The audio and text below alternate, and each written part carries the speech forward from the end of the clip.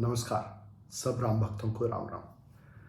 आज के प्रसंग में राम विभीषण जी को लंका का राज्य देते हैं और फिर उनसे पूछते हैं कि इस सागर को, इस अपार सागर को, इस संसार सागर को कैसे पार किया जाए।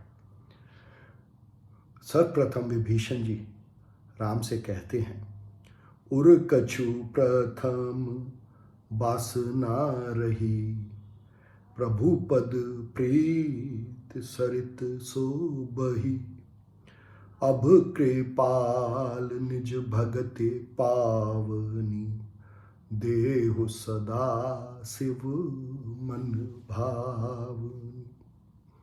विभीषण जी कहते हैं कि मेरे मन में जो कुछ भी वासनाएं, जो कुछ भी इच्छा, जो कुछ भी कामनाएं थी, वो आपके प्रेम में, आत्मा के प्रेम में, आत्मा के संग में, आत्मा की अनुरक्ति में होके सब खत्म हो गई। अब कोई कामना नहीं रही, यहाँ तक कि लंका के राज्य की भी अब कामना नहीं रही। और आप मुझे अपनी भक्ति प्रदान करें। भक्ति मतलब मैं नित्य आप में अनुरक्त रहूं, आत्मा में अनुरक्त रहूं, और आपके जो रूप सब मनुष्य हैं उनसे मेरे को प्रेम रहे। और ये ही शिव को भाती है, क्योंकि शिव विश्वास है। विश्वास किसमें? विश्वास के सब मनुष्य आत्मा रूपी राम के ही रूप है। राम क्या कहते हैं? राम कहते हैं, एवमस्तु कहि प्रभु रणधीरा, मागा तुरत सिंधु कर नीरा, यद्यपि सखा तब इच्छा नाही, मोर दरसु अमुग जग माही, अस कहे राम तिलक तेहि सारा, सुमन ब्रेष्ठ नभ भैया पार। आत्मा रूपी राम कहते हैं कि हे विभीषण, जिस मनुष्य को मेरे दर्शन हो जाते हैं, मतलब जिस मनुष्य को आत्मा का साथ मिल जाता है, जो मनुष्य आत्मा के ध्यान में लग जाता है, जिस मनुष्य को बाकी सब मनुष्यों में आत्मा रूपी राम दिखाई देने लगते हैं, उस मनुष्य को मैं अपना राज्य देता हूं। और अपना राज्य का मतलब इस लंका रूपी शरीर का राज्य। उसका मतलब कि इस शरीर पे फिर वो मनुष्य संयम कर पाता है। इस शरीर पर, इसकी इंद्रियों पर, मन पर, बुद्धि पर और अहंकार पर। और जब इस लंका रूपी शरीर पे संयम प्राप्त होता है, वो ही अचल राज है। और वो कहते हैं कि हे विभीषण, मैंने ये राज्य तुमको दिया क्योंकि तुमको आत्मा में अनुरक्ति है और तुमको बाकी सब मनुष्य अब राम जैसे ही लगते हैं, समदर्शी हो गए हैं विभीषण जी। इस पर तुलसीदास जी लिखते हैं, रावण क्रोध अनल निज, श्वास समीर प्रचंड, जरत विभीषण राख्यु, दीनु राजु अखंड। वो विभीषण जो रावण के क्रोध में जल रहे थे, रावण मान ले मोह, किस मोह में जल रहे थे? चीजों को पाने का मोह, कि ये मिले वो मिले, इस मोह में जल रहे थे। उन विभीषण को आत्मा रूपी राम ने अपने पूरे शरीर पर संयम दिया, अपनी इंद्रियों पर, मन पर, बुद्धि पर और अहंकार पर, और संतुष्टि दी। इसी को अचल राज्य कहते हैं, जो कि किसी भी कामना से डिगे नहीं। ये विभीषण को मिलता है जब वो आत्मा रूपी राम का संग करते हैं, उनके दर्शन करते हैं। आगे कहते हैं तुलसीदास जी, जो संपत्ति शिव रावण हे, दीन दिए दस मात, सोई संपदा विभीषण हे, सकुचि दीन रघुनाथ। कहते हैं कि जो संपदा शिव ने रावण को, जब रावण ने अपने 10 बार शीश अर्पित किए, तब दी। वही संपदा राम ने विभीषण को एक क्षण में दे दी। इसका मतलब क्या? इसका मतलब ये कि दशानन ज्ञानी है। दशानन ने अपनी पांचों ज्ञानेंद्रियों और पांचों कर्मेंद्रियों का संयम तो किया, सिर उतारे बार बार, पर उसको इस संयम का भी अहंकार हो गया, और इसीलिए इस बात को वो बार बार सबों के सामने कहता है कि मैंने अपने 10 बार सिर कटवा के शिव को अर्पित किए। मतलब उसने शिव के अहंकार रूप से प्रेम किया, शिव के अहंकार रूप को अपनाया, और वही संपदा, वही संयम शरीर पर और मन, बुद्धि और अहंकार पर, वही संयम राम ने विभीषण को क्षण भर में दे दिया। क्यों? क्योंकि विभीषण ने अहंकार की बजाय राम में विश्वास को अपनाया। राम में विश्वास का मतलब अपनी आत्मा में विश्वास, और ये विश्वास कि सारे मनुष्य उस आत्मा के ही रूप हैं।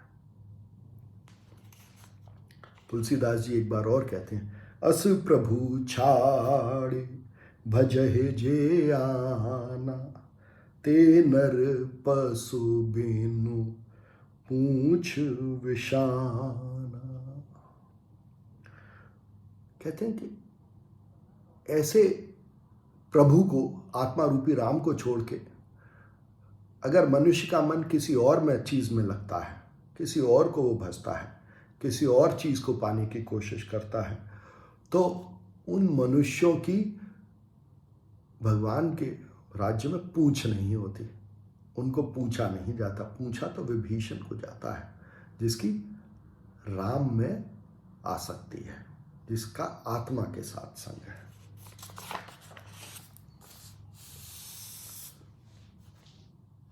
तुलसीदास जी राम और विभीषण के बारे में नया प्रसंग शुरू करते हुए कहते हैं, पुनि सर्वज्ञ सर्वुरबासी, सर्वरूप सब रहित उदासी। कहते हैं कि भगवान राम के लिए कहते हैं कि वो सर्वज्ञ हैं, मतलब वो सब कुछ जानते हैं और सबों के हृदय में वास करते हैं, मतलब सब उनके ही रूप हैं। जो बात अभी मैं पहले कह रहा था उसको तुलसीदास जी बिल्कुल वैलिडेट करते हैं, कंफर्म करते हैं, और फिर कहते हैं सर्व रूप सब रहित उदासी। कहते हैं सारे रूप उन्हीं के हैं, पर ऐसा होते हुए भी वो सब रूपों से अलग हैं, क्योंकि वो आत्मा है।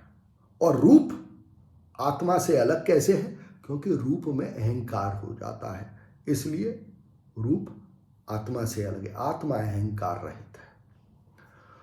तुलसीदास जी कहते हैं कि राम विभीषण जी से पूछते हैं, सुनु कपीस लंकापति बीरा, के ही विधि तरए जलधि गंभीरा। भगवान राम मनुष्य जैसा व्यवहार करते हुए तुलसीदास जी कहते हैं, विभीषण से पूछते हैं कि जो सागर है, ये जो अपार मोह ममता माया का सागर है, इसको कैसे पार किया जाए। विभीषण जी जवाब देते हैं, कहते हैं, कह लंकेश सुनहु रघुनायक, कोटि सिंधु शोषक तब सायक, जदपि तदपि नीतेयसि गाई, बिनय करए सागर सन जाई। विभीषण जी कहते हैं राम से कि हे राम, यद्यपि आपके बाण इस सागर को सुखा सकते हैं, मतलब हर क्षण एक बाण के समान है, और अगर हम क्षण में रहना सीख लें, मतलब हम कलयुग में ना रहें। कलयुग क्या? बीता हुआ कल जो शोक देता है वो भी कलयुग है, और आने वाला कल जो भय, असुरक्षा, चिंता देता है, उसमें भी ना रहें तो हम इस पल में रह सकते हैं, इस क्षण में रह सकते हैं। कहते हैं कि जब मनुष्य इस क्षण में रहता है तो ये संसार सागर ममता का, मोह का, शोक का सूख जाता है। पर इसको करने के बजाय आप इस संसार सागर से विनय करें, प्रार्थना करें। यहाँ विनय की महिमा बखान की विभीषण जी ने कि इस संसार सागर में जो भी है आप उससे विनय करके भी पूछ सकते हैं कि जो भी मुश्किल है कैसे पार की जाए। तो प्रार्थना का महत्व बतलाया, और वो आप किसी से भी कर सकते हैं, वो अपनी आत्मा से भी कर सकते हैं और दूसरे मनुष्यों से भी कर सकते हैं। अब यह मत मन को अच्छा नहीं लगता। मन तो कहता है कि मैं विनय नहीं करूंगा, मैं तो लड़के इस संसार सागर को पार करूंगा। मोह ममता के सागर को लड़के पार कैसे किया जा सकता है। तो यहाँ लक्ष्मण जी के बारे में कहते हैं तुलसीदास जी, मंत्र न यह लक्ष्मण मन भावा, राम बचन सुनि अति दुख पावा।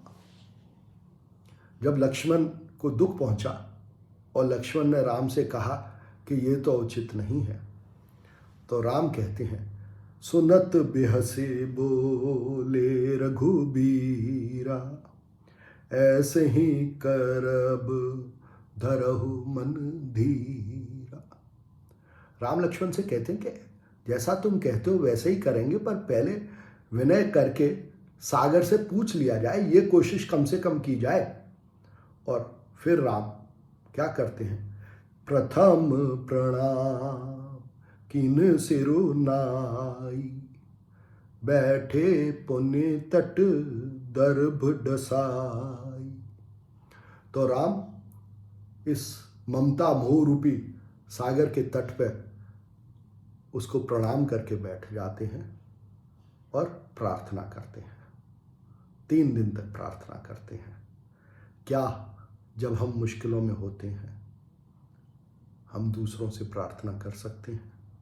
अपने अहंकार को छोड़ के कोशिश करें। धन्यवाद।